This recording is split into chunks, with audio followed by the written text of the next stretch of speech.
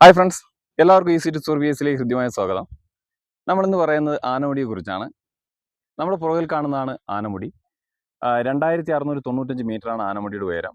സ്ഥിതി ചെയ്യുന്നത് ഇടുക്കി ജില്ലയിലാണ്. നമുക്കറിയാം, താലൂക്ക് ദേവികുളമാണ്, പഞ്ചായത്ത് മൂന്നാറാണ്. അപ്പം ഏത് ദേശീയോദ്യാനത്തിലാണ് ആനമുടി സ്ഥിതി ചെയ്യുന്നത് നമുക്ക് ചോദ്യം വരാറുണ്ട്. ആനമുടി സ്ഥിതി ചെയ്യുന്നത് ഇരവികുളം ദേശീയോദ്യാനത്തിലാണ്.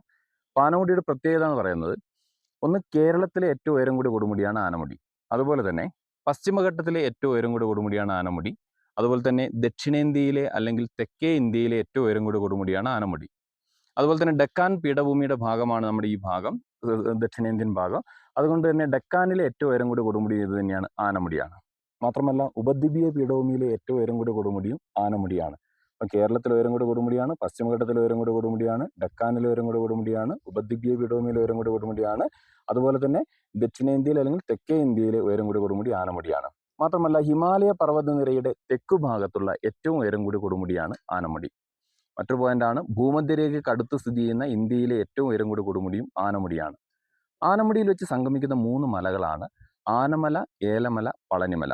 ആനമുടിയുടെ വടക്കുള്ള മല ആനമലയും തെക്കുള്ള മല ഏലമലയും വടക്കു കിഴക്കുള്ള മലയാണ് പളനിമല.